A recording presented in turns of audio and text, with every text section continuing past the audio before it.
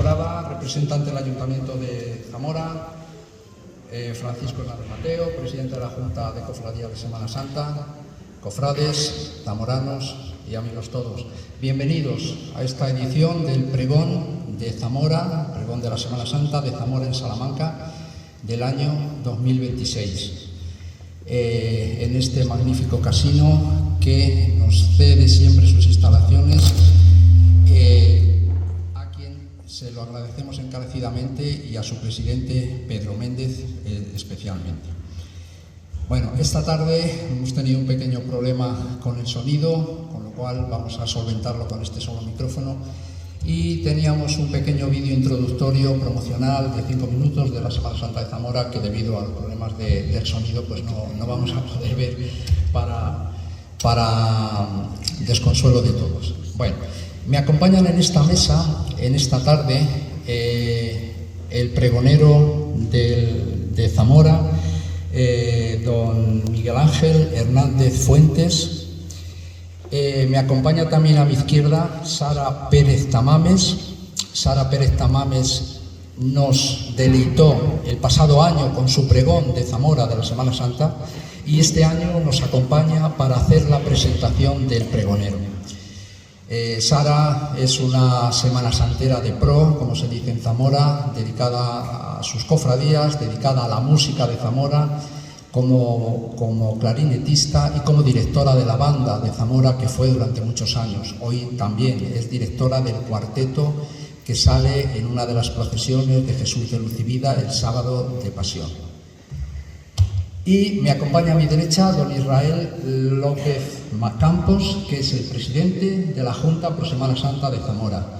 El año pasado ya también estuvo con nosotros representando a la Junta Pro Semana Santa, que colabora con nosotros para la realización de este acto y que se dirigirá a ustedes en último lugar para el agradecimiento de la Junta de Semana Santa. Así que sin más doy paso a Sara para que nos presente al pregonero, a don Miguel Ángel Hernández Fuentes. Sara, muy buenas noches, un placer volver a estar aquí con todos ustedes y de nuevo en este tiempo que preludia el camino a la cruz. Salamanca abre su corazón para escuchar a Zamora, para sentir su pulso, su latido y su tradición. Dos ciudades hermanas que saben de silencios antiguos, de historia y fe profunda. Hoy, el alma de la Semana Santa de Zamora se posa en la palabra de Miguel Ángel Hernández Fuentes, quien pronunciará toda la esencia y verdad de esta hermosa tradición zamorana. Miguel Ángel es sacerdote, historiador e investigador. Un extraordinario recorrido profesional respalda su consolidada carrera con una trayectoria admirable marcada por la docencia, el servicio pastoral y la investigación histórica. La suya es una vida dedicada a la formación, la cultura y el patrimonio. Doctor cum laude por la Universidad de Salamanca, cuenta además con una licenciatura en Historia por la misma universidad y otra en Teología Dogmática por la Universidad Pontificia, donde obtuvo sobresaliente y premio extraordinario. Esta sólida formación académica ha sustentado una carrera que combina el rigor intelectual con la vocación pastoral. Su presencia en el devenir diario zamorano ha sido constante a lo largo de las últimas décadas. Su labor evangélica comenzó en pueblos de la provincia de Zamora, Villaralbo, Villalazán, Moraleja del Vino y Madridanos. Sus responsabilidades pastorales se trasladaron posteriormente a la capital, a las parroquias de San Lorenzo, San Vicente y San Juan. Para los zamoranos es habitual encontrarlo y siempre enriquecedor compartir unas palabras con él cuando acudíamos a visitar a la Virgen de la Soledad o a la Virgen de Nuestra Madre de las Angustias, porque Miguel Ángel es una persona totalmente comprometida con su tierra. En la actualidad es párroco de San Torcuato y profesor en la Facultad de Ciencias de la Educación de Zamora. La dimensión internacional de su trayectoria se refleja en su etapa como vicario parroquial al sur del Bronx, una experiencia que posteriormente inspiraría parte de su investigación histórica sobre la presencia española y el catolicismo en esa ciudad. A lo largo de su dilatada trayectoria profesional, su compromiso con la cultura y el patrimonio de Zamora se ha manifestado también en importantes responsabilidades institucionales, pues ha sido director del Archivo Histórico Diocesano, de la Biblioteca Diocesana, director del Museo Diocesano de Zamora y delegado episcopal de Patrimonio. Tareas desde las que ha contribuido a custodiar y difundir el legado histórico y artístico de la diócesis. Su servicio a la Iglesia ha transcurrido entre Zamora y Nueva York. Ha sido además director del Seminario Menor de San Atilano de Zamora y delegado episcopal de medios de comunicación en Zamora. A lo largo de su carrera ha mantenido una estrecha relación con una de las expresiones culturales y religiosas más importantes de Zamora, la Semana Santa. Profundo conocedor de esta hermosa tradición, hoy su palabra tenderá un puente entre el Duero y el Tormes, entre el románico zamorano y la piedra dorada que ornamenta la ciudad de Salamanca. Es hermano de varias cofradías, y ha sido además cargador de la Virgen de la Esperanza, de esos que disponen bajo los banzos el corazón y el alma. Ha sido además asistente eclesiástico de la Junta Pro Semana Santa de Zamora y capellán de la Cofradía de la Santa Vera Cruz. Como investigador, Miguel Ángel ha desarrollado una amplia producción científica con innumerables artículos en revistas especializadas y magníficos capítulos de libros centrados en la historia religiosa, social y cultural. Miguel Ángel ha sellado su impronta en varios libros de los que es autor y entre sus obras cabe mencionar, por ejemplo, Del Mediterráneo al Hudson, Artistas españoles en Nueva York o La Milla Románica.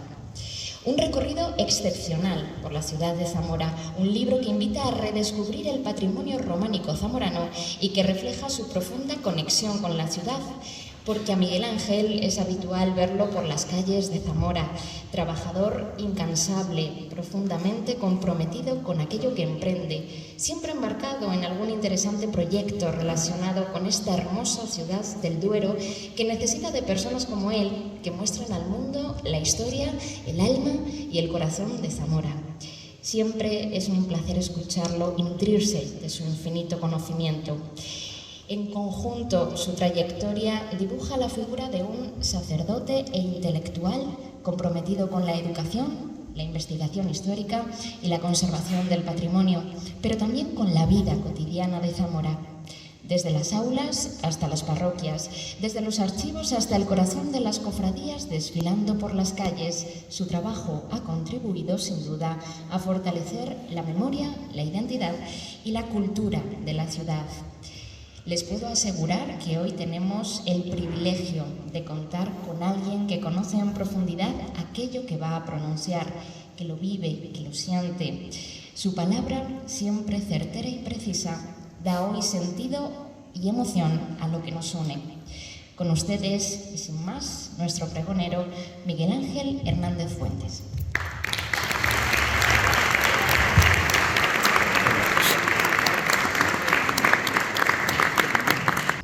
Buenas tardes, muchas gracias, Sara, por estas palabras de presentación. Ahora crea expectativas que, pues no sé. Y gracias por la invitación a pronunciar este pregón de la Semana Santa de Zamora aquí en Salamanca, ciudad que forma parte de mi historia personal y forma parte de la memoria colectiva de tantos zamoranos que hemos vivido unidos a esta ciudad. Aquí se ha forjado buena parte de mi carrera intelectual, pero también se encierran por recuerdos de la historia personal, donde fallecieron mi abuelo Ignacio hace ya 40 años, mi padre, aquí en el Hospital de la Santísima Trinidad, aquí nacieron mis sobrinos, y aquí vive parte de mi familia, la familia de los Ramos Martínez, que vinieron desde Almeida de Santiago, no podía dejar de citarlo, para sentarse en las calles de esta ciudad.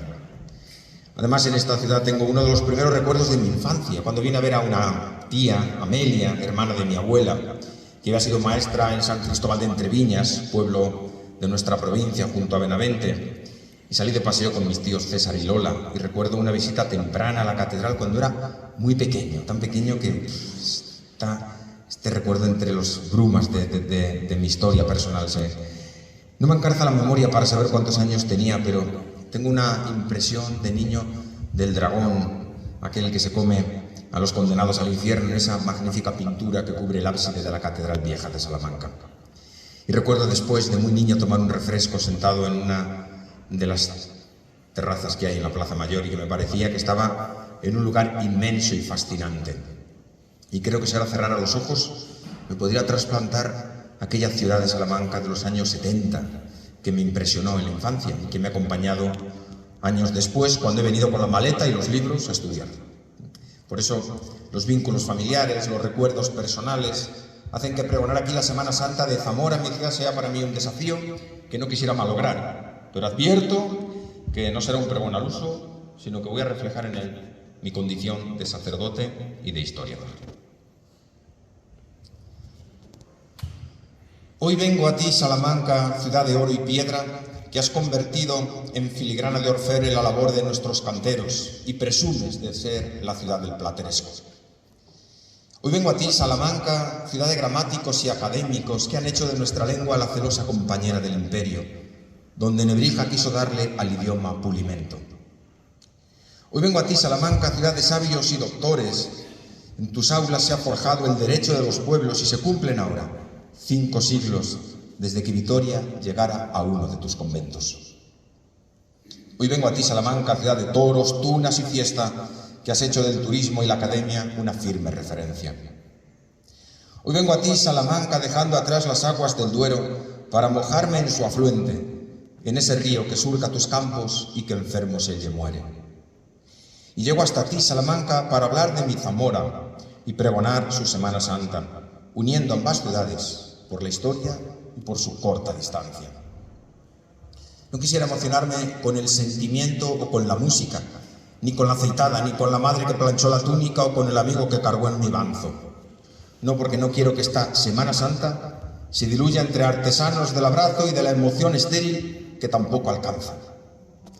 Quisiera entrar en la espesura de esta Semana Grande, de la Semana Santa, la que marca el calendario, la que organiza el semestre, determina fechas y establece tareas, la que se teje con la memoria de la Pascua, la que se confiesa en la fe y la que se vive en la escucha de la palabra. Quisiera desentrañar su origen, viajar hasta donde la memoria alcanza, con ayuda de la historia, esa maestra de vida que asumo como oficio y con andanza, la que se empeña en recordar y nos ayuda.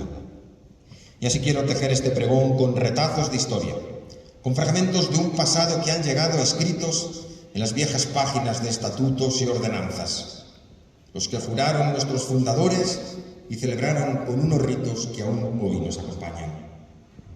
Los que nacieron de la oración creyente ante ese Señor que por la cruz avanza y que se nos muestra en ella colgado y muerto, pero siempre con un atisbo de esperanza.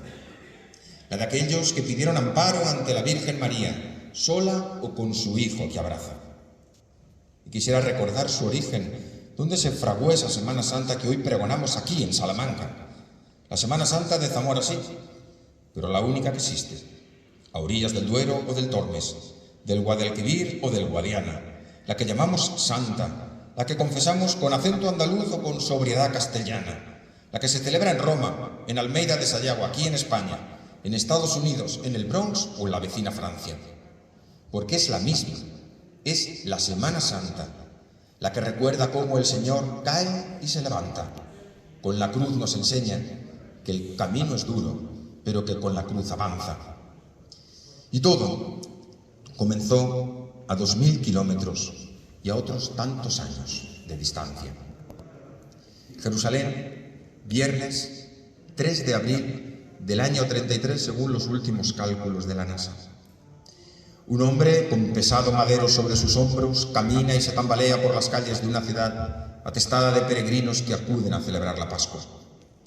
Sus pies descalzos se clavan en los guijarros que tapizan el suelo, piezas abruptas de piedra desgastadas por miles de peregrinos que las pisan a diario, pero que aún mantienen algunas aristas vivas que hieren su carne y se clavan en sus plantas. La túnica ensangrentada cubre sus vergüenzas.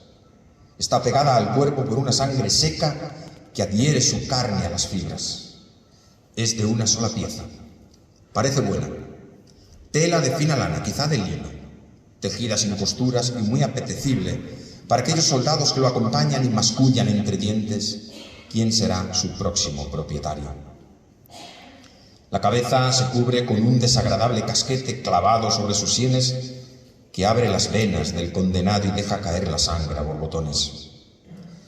Dicen que es su corona, la de un rey fallido que vino a destronar el imperio y ha terminado destrozando la vida.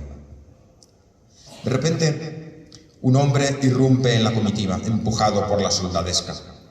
Es Simón, el de Cirene, padre de Alejandro y Rufo, que ha terminado sus faenas en el campo antes de que el descanso sabatino le impida continuar con sus ocupaciones. Como buen agricultor, es un hombre fornido, musculoso, y lo llaman para que ayude al condenado en sus últimos pasos. Le obligan a llevar el madero de la condena porque el nazareno ya no puede con ella. El espectáculo se alarga y hay que terminar en el tiempo oportuno. Es un día importante que no admite demoras. Curiosa forma, la de pasar la mañana aquellos hombres que salen de sus casas y entre los ajetreos que acompañan la mañana se detienen a contemplar la condena de sangre y muerte. Al labriego, llamado Simón de Cirene, le toca cargar con la cruz del nazareno que ha caído de bruces al suelo. Está exhausto y jadea mientras camina bajo el peso del madero.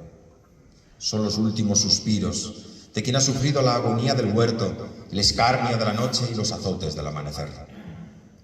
Los romanos le han golpeado hasta dejar su cuerpo lacerado y exhausto. Se ve que es un hombre alto y fornido, pero ahora parece un gusano cubierto de sangre y polvo. Y cae al suelo. No es la primera vez, ni la segunda. La caída que ahora tiene, dicen que es la tercera. Aquel africano, venido desde Cirene, de aspecto bereber y costumbres helénicas, quiere regresar pronto a su casa y ayuda con rapidez al nazareno para que todo acabe cuanto antes. Juntos continúan el camino hasta la puerta judiciaria, al noroeste de la ciudad, la que cruzan los condenados para ser ejecutados fuera de los muros, la que se abre justo delante de la cantera que ha suministrado buena parte de la piedra a los constructores de la muralla. Es un paisaje desolador, árido, herido por las herramientas con las que han excavado la roca y dejan al aire el subsuelo. Entre tantas marcas, los canteros han dejado una especie de peñón aislado que se aprovecha para ejecutar sobre él a los malhechores. Lo hacen fuera de la ciudad. No es posible colgarlos en el interior del recinto amurallado porque eso está prohibido. Así lo sentencia el libro del Deuteronomio: maldito el que cuelga de un madero. Y no puede haber nada maldito en la ciudad santa por excelencia, nuestra amada Jerusalén. El nazareno atraviesa aquella puerta para salir del recinto sagrado y camina sus últimos pasos hasta ese peñón, cuya extraña forma le ha otorgado el título de Gólgota, Locus Calvaria, dicen los romanos, lugar de la calavera. Un nombre que sabe a muerte, cuya imagen provoca el terror en los niños, o quizá la curiosidad morbosa de una población que tantas veces se alimenta y disfruta con la violencia. El nazareno da sus últimos pasos hasta que es detenido junto a la roca. Le arrancan la túnica y con ella se llevan la carne bañada en sangre que se ha pegado a los tejidos durante el camino. Las heridas se abren de nuevo al desprenderse la carne coagulada y seca de su piel. El dolor se hace casi imposible de soportar. Después le obligan a recostarse en el suelo, estiran sus brazos para coserlos al madero. No hay piedad en su acción. Los clavos son largos. Se necesitan así porque han de sujetar el cuerpo de un carpintero forjado por músculos y huesos. Las puntas se hunden en la piel, desgarran los tendones, atraviesan las muñecas y cosen sus brazos a la cruz. No hay resquicio a la piedad. Los verdugos trabajan con precisión militar para terminar pronto su trabajo. Lo clavan y después elevan su cuerpo sobre el palo vertical hincado previamente en el suelo. Quienes trabajan son profesionales que actúan con una mezcla de repulsa y de placer. de repulsa y rechazo ante el sufrimiento injusto que le produce la muerte de un ser humano. Pero al mismo tiempo, con el placer y la satisfacción que les produce castigar a un judío al que ven como un enemigo a batir. Una vez colgado, le clavan los pies y lo dejan ahí, para que sirva de escarmiento público. Ya solo queda esperar el desenlace bajo el sol más temprano de la primavera, y sobre su cabeza un letrero: Jesús Nazareno, Rey de los Judíos. Las autoridades judías han manifestado rápidamente su malestar por esta inscripción fallida. Se han quejado al procurador romano, pero este ha contestado taxativamente como queriendo ignorarlos. Lo escrito, escrito está. Sin fuerzas y exhausto por los castigos recibidos, el nazareno apenas puede hablar, aunque aún le ha quedado un resquicio de aire en sus pulmones que vierte al exterior entre gemidos y sollozos. La voz se entrecorta, apenas se escucha, pero desde aquella cruz ha sido capaz de pronunciar unas palabras que dicen son 7. 7 frases que resuenan ante una ciudad que se apresta para celebrar la Pascua, el paso del Señor, y que paradójicamente no han descubierto al verdadero Señor que pasa aquella mañana del viernes por sus calles. 7 dichos que custodian en la memoria los discípulos, aquellos que lo dejaron todo y le han seguido. 7 palabras que se prolongan en la historia y se proyectan y se repiten cada martes, en Cuaresma, en Zamora. 7 susurros o gritos con los que el aire se corta y hiela la sangre. 7, como los días de la creación. 7, con ellos comienza una nueva era. A la hora de nona, cuando el sol ya ha superado buena parte de su carrera, el nazareno, colgado en la cruz, da un fuerte grito. Y la tierra tiembla, se estremece al ritmo de los estertores que sacuden el cuerpo de aquel condenado. Es el final, una vida entregada, una palabra amable, un corazón misericordioso, una mirada divina, una mano tendida.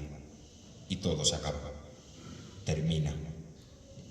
La tierra llora, como llora el cielo al descargar una gota de agua sobre aquel recinto apestoso y maloliente que sabe a muerte, que huele a muerte, que tiene nombre de muerte.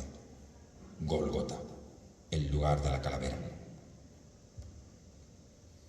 Con aquel grito, todo se acaba. Llega el final de una aventura, el fracaso de un proyecto, el desconsuelo de unos seguidores, el triunfo de un puñado de hombres envidiosos que se frotan las manos. Es el final, como el cartel de una película de cine clásico con la que termina una historia y nos deja con los recuerdos, meditando. El final, sobran las palabras y se hace el silencio. Y de este silencio que cubre el monte, del costado abierto de aquel condenado, de aquel patíbulo erguido sobre una cantera, surgen las notas de una melodía que se han grabado a fuego en nuestros oídos y que quizá vuelven a encender los corazones. El final. Eso pensaban ellos, y lloraban, se escondían y apenas hablaban. ¿Es el final? No, no es el final, porque la muerte ni lo es, ni puede serlo en esta historia. 3 días después, la luz de la mañana les dejó un destello que volvió a iluminar sus corazones y descubrieron que no era el final, que no puede serlo. Y recordaban y quizá musitaban ese recuerdo, aunque con otras palabras que nosotros recitamos de otro modo. No era el final. Tú nos dijiste que la muerte no es el final del camino, que aunque nosotros morimos, que aunque morimos, no somos carne de un ciego destino. Y este mensaje vino reforzado por la presencia de aquel que había muerto, colgado en la cruz, de aquel al que habían enterrado en el sepulcro nuevo que José de Arimatea había comprado en aquella vieja cantera, de aquel que había caminado por los campos de Galilea y les hablaba con parábolas que se habían grabado en su memoria, de aquel que había curado a algunos enfermos y resucitado muertos, y que ahora había terminado sus días en una cruz. No es el final, y si aquello fuera el final, nosotros no estaríamos aquí 2000 años después para pregonar la Pascua y para hablar de este Jesús que vive una vez más su Semana Santa. No era el final. Y así lo canta Zamora al anochecer del lunes santo o lo vitorea en la alborada de la resurrección. no es el final. Ese Jesús que había muerto colgado del madero se presentó delante de sus amigos el primer día de la semana. Entró en el cenáculo ante la mirada atónita de quienes solo bebían lágrimas de fracaso. De Pedro, que arrepentido lo confesó y le prometió fidelidad hasta la muerte. De Juan, que estuvo allí junto a la cruz. De Santiago, que se creía fuerte y desapareció ante los primeros envites. Ese Jesús bendijo a sus amigos y se dejó tocar por Tomás, que no quería creer hasta meter su mano en la herida del costado e introducir sus dedos en los agujeros de los clavos. Ese Jesús se presentó vivo y les enseñó las llagas luminosas, unas heridas que mantiene abiertas sobre su carne gloriosa porque son las cicatrices del amor, de un amor que ama hasta la muerte, y que por eso las muestra a sus discípulos como signo de salvación, y que por eso nosotros las mostramos en Semana Santa, porque son las cicatrices del amor. No acaba todo en la muerte, no se cerró su historia en la cruz. Ese Jesús está vivo, y con su resurrección ha abierto un torrente de vida que surca la historia y que llega hasta nosotros, hasta esta ciudad de Salamanca bañada por el Tormes, que despoja a Cristo de sus vestiduras en la tarde del Domingo de Ramos, que lo muestra cubierto de heridas en la noche del miércoles y lo hace descender de la cruz cada Viernes Santo en el campo de San Francisco para mostrarlo glorioso 3 días después en la mañana del domingo. Y ese torrente de gracia llega a Zamora, la ciudad de romanceros surcada por una milla románica, que ora en el interior de sus parroquias y vive en las calles. Ese torrente de la gracia de Dios surca los mares de la historia y llega hasta nosotros para hacer memoria y remembranza de ese Jesús azotado en el pretorio, que caminó descalzo y que colgó en una cruz, pero que está vivo y que sale al encuentro de aquel que es capaz de tener un poquito de sensibilidad para escucharlo. Ese Jesús que cambió el curso de la historia y que transformó la vida de aquellos rudos varones de Galilea, de aquellos discípulos que comenzaron a recorrer los lugares en los que había tenido lugar aquella primera Semana Santa de la historia, la primera, la auténtica, la que repetimos, la que rememoramos y la que tenemos que mirar permanentemente. Cuenta la peregrina Egeria que el Domingo de Ramos un puñado de fieles se congregaba a la hora 11ª en el Monte de los Olivos para leer el pasaje del Evangelio en que los niños con ramos y palma salieron al encuentro del Señor. Acudían, dice, todos los niños del entorno, incluso aquellos que por su corta edad no sabían andar, eran llevados a hombros de sus padres, como se hace en Zamora el Domingo de Ramos. Y todos descendían por la ladera del Monte de los Olivos, entonando himnos y salmos para recordar aquella entrada del Señor en la ciudad santa de Jerusalén. Y tomando este mismo modelo, Zamora también quiso reproducir esta celebración de la que tenemos constancia documental desde al menos el siglo XIV. Los niños, adultos y clérigos se reunían entonces en la ermita de San Marcos, allá en el Alto de Santa Susana, muy cerca de la actual parada del Molino, para conmemorar el Domingo de Ramos. Aquel lugar elevado servía para emular al modo zamorano el Monte de los Olivos que está frente a Jerusalén. La comitiva bajaba en procesión hasta llegar a las murallas de la bien cercada. Imitaban así el recorrido que Jesús hizo en la ciudad santa de Jerusalén. Al llegar a la puerta del mercadillo, se detenían para entonar unos cantos y cumplir con unos ritos de reverencia ante la cruz. Luego se encaminaban hasta la catedral, recordando la entrada de Jesús en el templo. No era una procesión al uso, ni tampoco el precedente de la borriquita, como algunos han querido ver, ni una representación teatral, sino la versión más original de esa procesión que todavía hoy se sigue haciendo. El Domingo de Ramos por la mañana, ahora de San Ildefonso a la catedral, este año no por las edades del hombre, esa que preside el obispo y que congrega todas las cofradías para celebrar solemnemente la inauguración de la Semana Santa. Esa celebración con la que da inicio y que algunos, por desgracia, se escapan por la puerta de atrás. Hacer memoria y actualizar la salvación en la liturgia. Ese es el núcleo esencial de nuestra Semana Santa, el testimonio más antiguo que tenemos. Pero el pueblo creyente quería algo más. Quería vivir en la calle lo que celebraba en el templo. Y como en Jerusalén, también en Zamora algunos creyentes comenzaron a ocupar el espacio público durante el atardecer del jueves, a lo largo del viernes, la madrugada, al mediodía y al anochecer, y la medianoche del domingo hasta clarear el día de la resurrección. Por eso, a finales del siglo XV, al mismo tiempo que Cristóbal Colón desembarcaba en el Nuevo Mundo y abría esa nueva aventura para España. Cuando Antonio Rebrija presentaba a la reina Isabel la Católica aquí en Salamanca la primera gramática de la lengua española, la que contribuyó decisivamente a difundir la lengua y la cultura de esta tierra allende los mares. Un puñado de zamoranos se reunía en la tarde del Jueves Santo bajo el emblema de la cruz. Querían hacer memoria de la cena que nuestro Señor tuvo con sus apóstoles, de aquel banquete pascual en que instituyó la Eucaristía como un memorial perenne de su presencia viva entre nosotros. Aquellos cofrades que bebían de la espiritualidad franciscana se reunían en el convento que los hermanos menores disponían a orillas del Duero, en la margen izquierda, lejos del calor y del abrigo que proporcionaban las murallas. Con piedad y reverencia, aquellos cofrades cruzaban el puente en el atardecer del jueves hasta llegar al convento de los franciscanos, donde escuchaban un sermón que un padre seráfico les predicaba con deseo de excitar su corazón al arrepentimiento. Era el conocido como Sermón del Mandato, con el que se recordaba el testamento de Jesús.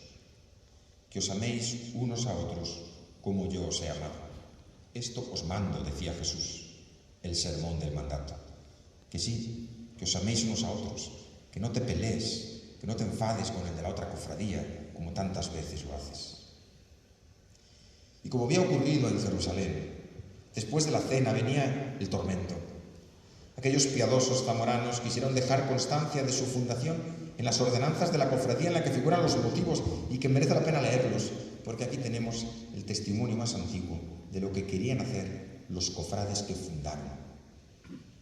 Queremos que esta hermandad se celebre el Jueves Santo de la Cena. En ese día, todos los cofrades y hermanos que en ella están y quisieran entrar, vayan en una procesión desnudos, en remembranza que nuestro Señor murió desnudo en la cruz. Y vayan descalzos, en remembranza de los clavos con que sus sagrados pies fueron enclavados. Y vayan cubiertas las caras y cabeza, en remembranza de la corona de espinas con que fue coronado. Y vayan todos con disciplina, sacando sangre de sus espaldas, en remembranza de los crueles azotes con que fue azotado. Y lleven por bandera delante la cruz en que padeció por nos redimir y salvar. Así nació la Veracruz, la cofradía decana de nuestra ciudad, la más antañona, la que cumple cada año con este mandato de salir a la calle en remembranza de la pasión del Señor. 50 años más tarde, otros cristianos asentados en el barrio de La Lana, sederos de profesión, acordaron fundar una cofradía para dar la solemnidad requerida al entierro de Cristo. También querían hacer memoria de la pasión del Señor, pero en este caso no era de la cena del jueves, sino de la sepultura del viernes. La procesión comenzaba, como Dios manda, con un sermón que un predicador pronunciaba ante los fieles reunidos en la iglesia de San Esteban. Y eran tantos los asistentes que acudían a escuchar estas palabras que era preciso llevar los bancos de la cercana iglesia de San Antolín e incluso traer algunos de San Bartolomé más distante. Los corregidores daban los del ayuntamiento para poder sentarse. Los mozos de coro cantaban el miserere y el predicador hacía un recorrido por la pasión mientras algunos sacerdotes retiraban sucesivamente la corona y los clavos del cuerpo santo de Jesús. Lo descolgaban de la cruz y lo depositaban en la urna ante la mirada atónita y doliente de su madre. También el viernes, al anochecer, cuando la procesión del Santo Entierro ya se había encerrado, otro puñado de cofrades se reunía desde finales del siglo XVI en la capilla aneja a la iglesia de San Vicente para escuchar el sermón de la soledad, angustias y dolores de la Virgen Madre. Mientras desenclavaban el cuerpo de Cristo y se lo entregaban a su madre. A las 8 tenía lugar otra plática, la plática de disciplina, con la que daba inicio a la procesión de Nuestra Señora de las Angustias. En 1651, y estamos ahora de efeméride, otros tomarían el relevo. Sabemos sus nombres: Claudio Gómez, Andrés Rueda, Antonio Ruiz, José Flórez, Antonio Moreno y Francisco Guerrero. Apellidos, algunos de los cuales se mantienen todavía en el vecindario zamorano hasta hoy. Eran vecinos todos de la ciudad de Zamora y se juntaban con la intención de refundar una congregación que había existido en años anteriores con poco éxito. El acto central, en este caso, sería el sermón de la pasión de nuestro Señor y Redentor Jesucristo, que se haría el Viernes Santo de cada año antes de rayar el alba. Al terminar el sermón, cuando la luz más temprana rompía en la mañana fría de marzo, los hermanos salían juntos en procesión hasta llegar a una ermita que llamaban del Calvario. No era un desfile para repartir almendras, sino para hacer memoria de la pasión. Los hermanos se detenían a orar en cada una de las estaciones del Via Crucis que conducía hasta aquel humilladero. Como se indica en sus ordenanzas, hacían aquel camino a imitación de los pasos que anduvo nuestro Señor y Redentor Jesucristo cuando en semejante día le crucificaron por nuestros pecados. La remembranza que guiaba a los cofrades de la Veracruz se convierte ahora en imitación para estos cofrades de la naciente congregación de nazarenos. Dos modos de expresar el mismo deseo de hacer memoria: remembranza, imitación. Llegado el domingo por la mañana, a una hora muy temprana, una cofradía titulada de la Purificación y del Rosario, radicada en la parroquia de Santa María la Nueva, organizaba desde mediados del siglo XVI una procesión para manifestar su fe en la resurrección. Y desde comienzos del siglo XVII sabemos que había una ceremonia del encuentro en la Plaza Mayor, en la que ya rugían desde entonces las salvas provocadas por la pólvora que inundaba la plaza, de ese olor tan característico que venía de China a través de las rutas de la seda, la pólvora quemada. Así vivía Zamora su Semana Santa durante más de 3 siglos, con 5 cofradías que trataban de imitar en su vida lo que profesaban en la calle. Tuvieron que pasar muchos años para que la piedad cristiana se expresara de modo diverso. En el siglo XIX no hubo nuevas procesiones, pero sí muchos cambios. La gubia de Ramón Álvarez transformó notablemente las imágenes artesanas, simplonas, que salían hasta entonces por la calle. Y de sus manos salieron pasos nuevos que trataban de representar sobre un tablero las escenas completas del Via Crucis, y lo hizo con tal destreza que fue capaz de organizar una multitud de figuras sobre un tablero pequeño.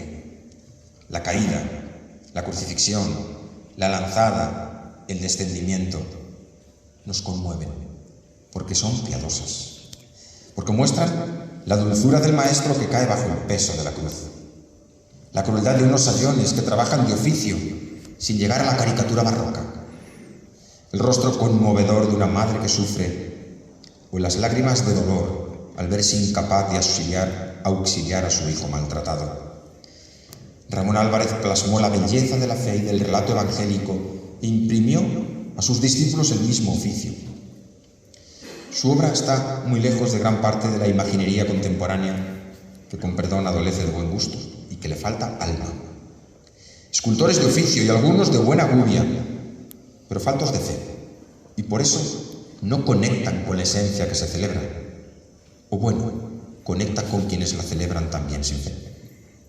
Solo reproducen escenas que no han sido capaces de sentir en las profundidades del alma, y eso se nota en el resultado final. Podemos conmovernos, incluso llorar ante el rostro de Jesús de la caída, ante la crueldad mostrada en la crucifixión, ante el rostro de la Virgen que aparta su mirada en la lanzada o se acerca con piedad a recibir el cadáver de su hijo muerto en el descendimiento. Podemos conmovernos y rezar. No sé si algunos de los pasos incorporados en las últimas décadas serán capaces de suscitar estos sentimientos o de ayudarnos a rezar. El genial imaginero de Coreses hizo los pasos, pero también nos dejó las imágenes marianas de mayor devoción: Nuestra Madre y la Soledad. Ante la primera se casaron mis abuelos, que vinieron desde Almeida y tenían que tener mucha devoción, porque salir de Almeida para casarse es muy fuerte. Y celebraron allí el sacramento del matrimonio ante esta imagen a la que tenían mucha devoción, quizá adquirida durante los años en que estudiaron magisterio en la Escuela Normal de Zamora.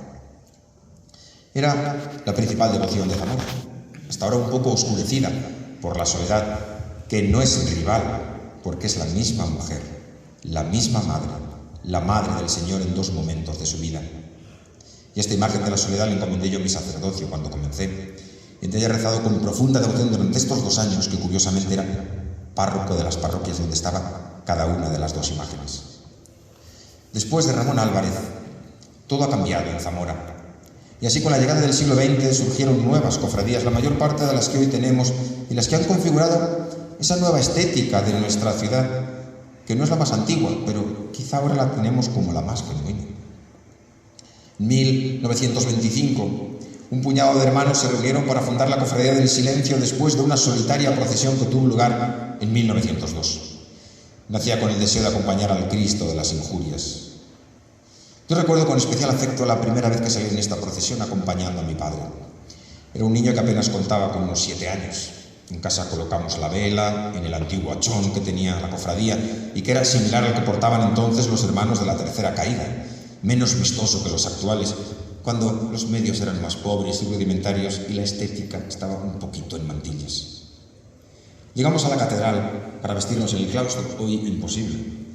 Allí nos enfundamos la túnica y nos hicimos una foto con un profesional que recuerdo que cada año estaba allí junto al Cristo de las Injurias y que hacía fotos a quienes querían hacerse una foto delante del Cristo, y conservo algunas. Mi padre me dijo: si te cansas puedes bajar el hachón y llevarlo un rato en la mano, pero yo no lo hice.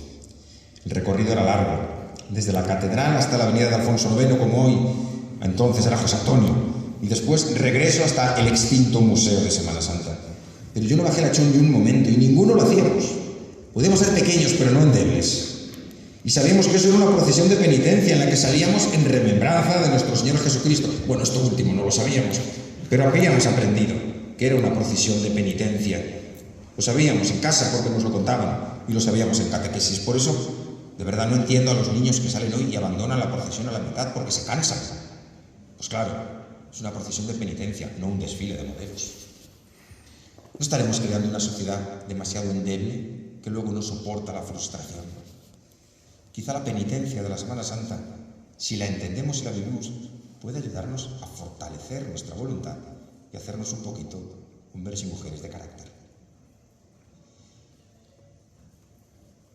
2 años después de aquella procesión del silencio, tuvo lugar la refundación de otra cofradía histórica, la de nuestra Madre, que adoptó la misma túnica, la del silencio, pero con el caperuz y el cíngulo del Santo en tierra.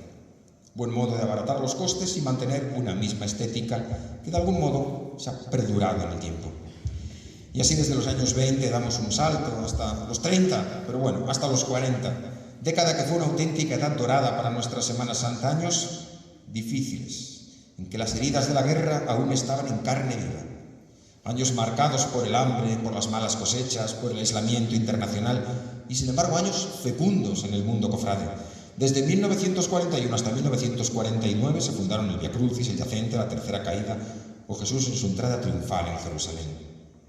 En aquellas cofradías se implicaban grupos de diversa sensibilidad, muchas veces en torno a un sacerdote que les acompañaba y les guiaba.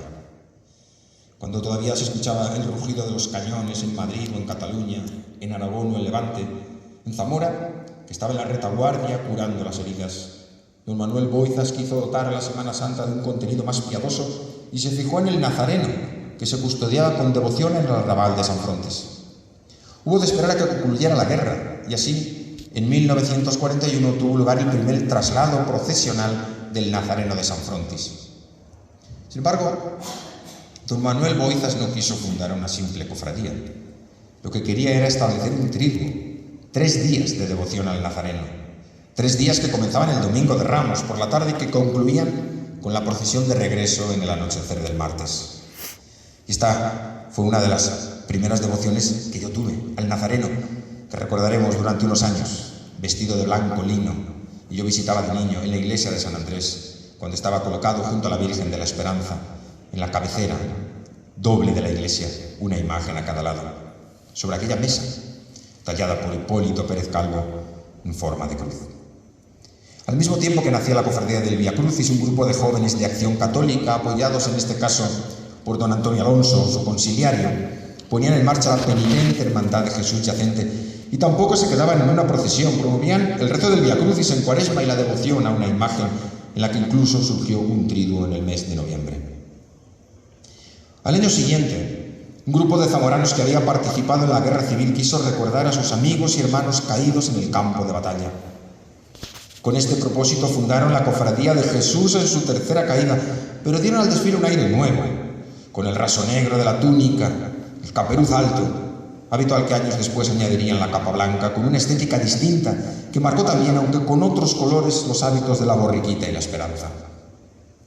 La década se cierra con la fundación de una cofradía que asumía la misión de la Venerable Orden Tercera de San Francisco de conmemorar la triunfal entrada de Jesús en Jerusalén.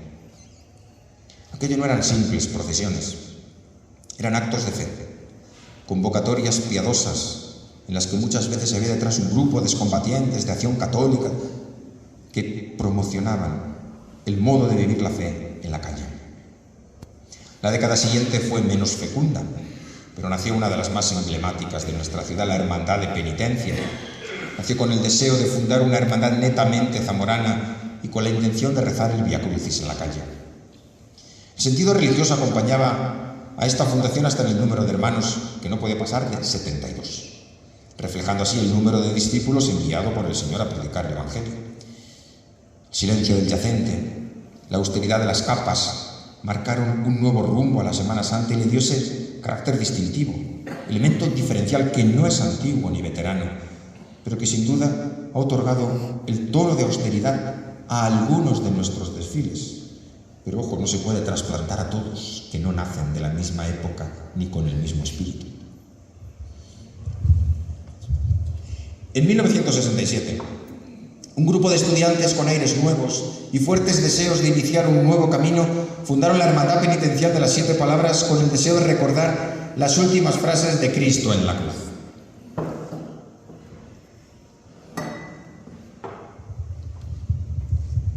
Salieron por primera vez en 1968 y como Cristo, también ellos sufrieron los ultrajes en la calle. Les insultaron, les tiraron bombas fétidas, les colocaron sedales para que se cayeran los caperuces. No fue fácil, pero bullía en su interior una nueva espiritualidad que muchos no entendían, contracultural en aquel momento.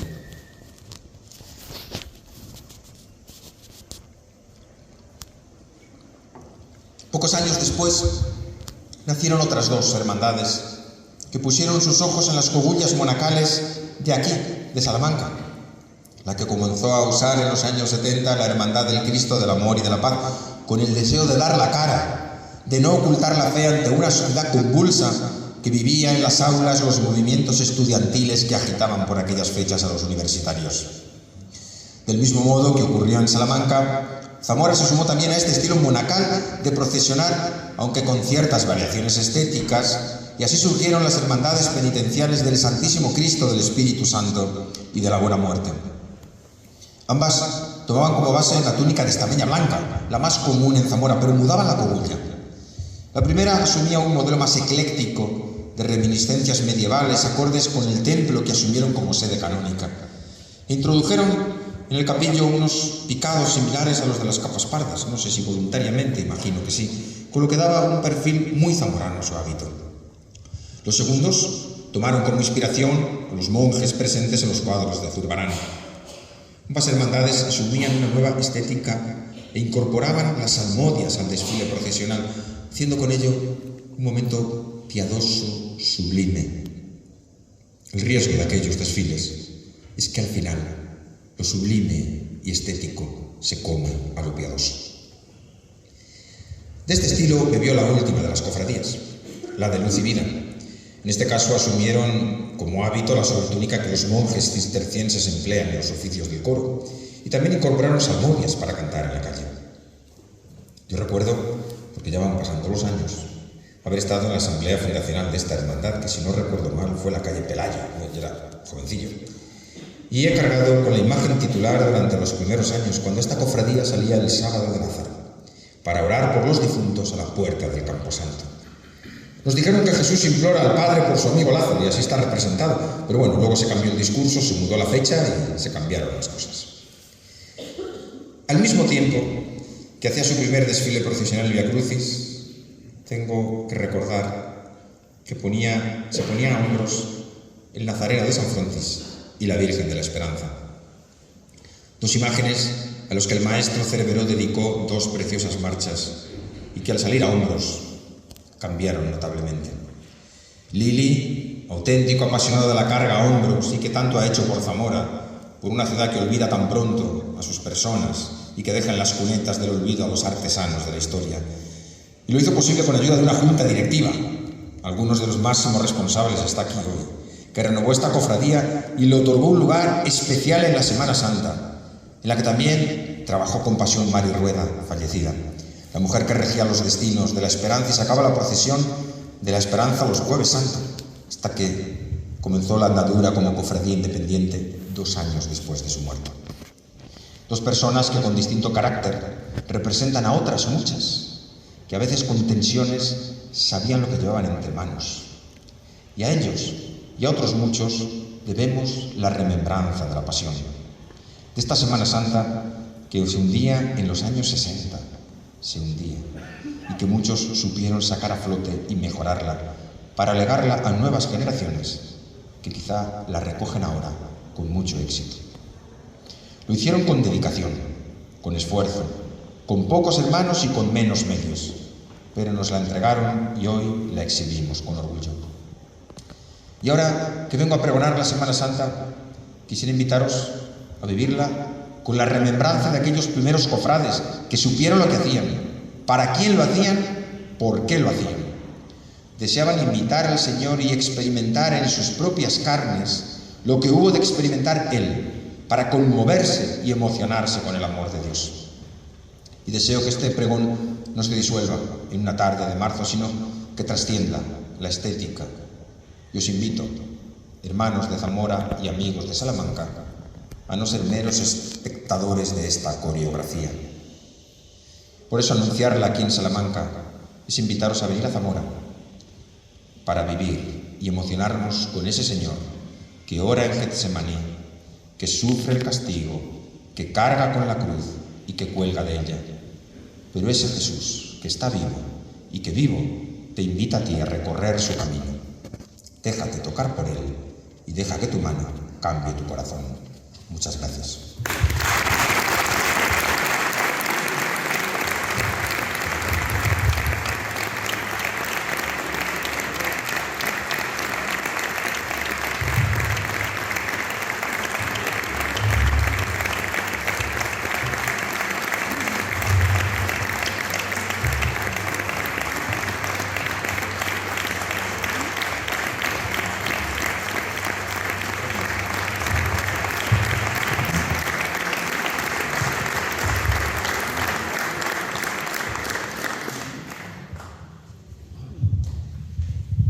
Si tuviéramos que remunerar tu esfuerzo, nos iba a salir doblemente caro, porque además del anuncio nos has dado en esta ciudad que tanto llama para ello una auténtica lección de historia y además un viaje de ida y vuelta en esa historia.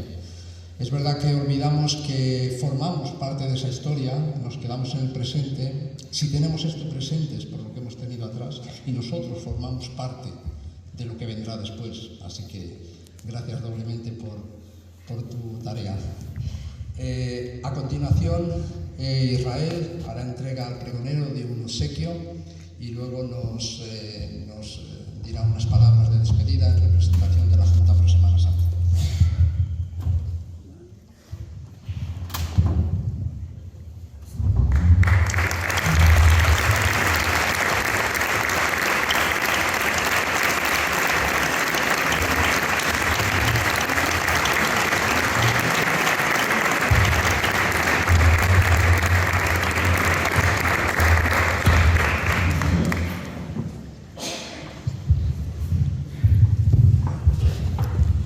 Presidente del Casino de Salamanca, Francisco, presidente de la Junta por Semana Santa, muchas gracias por estar aquí. Presidentes y directivos de las hermandades y cofradías de Zamora, amigos todos, muchas gracias por vuestra asistencia. Un año más me lo pone muy difícil. El año pasado por Sara fue complicado ganar al final. Este año con Miguel Ángel es más complicado aún.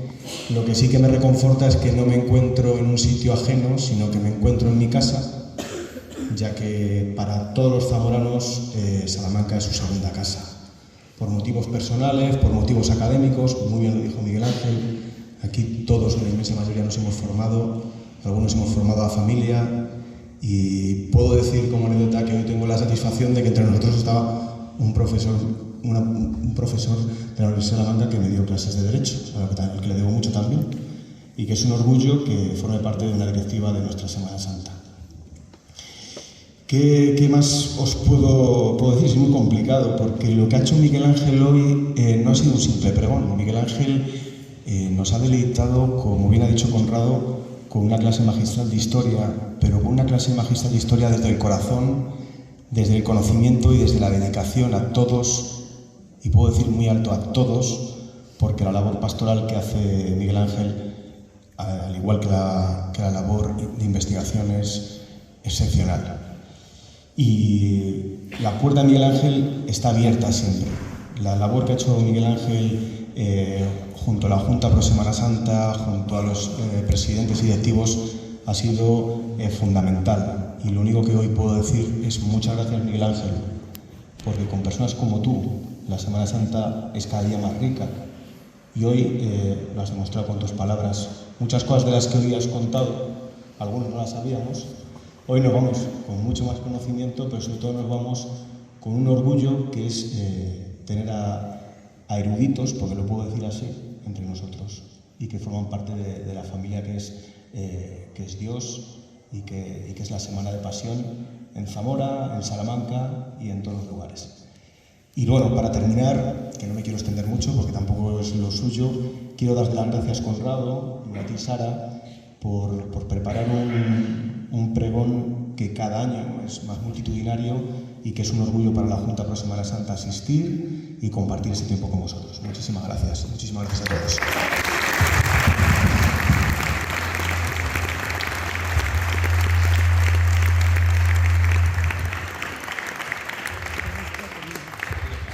Bueno, pues muchísimas gracias a todos, buen viaje para los que han venido de Zamora y también agradecer el esfuerzo de venir en un día laborable con todas las ocupaciones y nada, despedimos este pregón del año 2026 invitando para, como ha hecho el pregonero, ir a Zamora y Salamanca también a disfrutar de la Semana Santa y a vivirla intensamente. Muchas gracias a todos.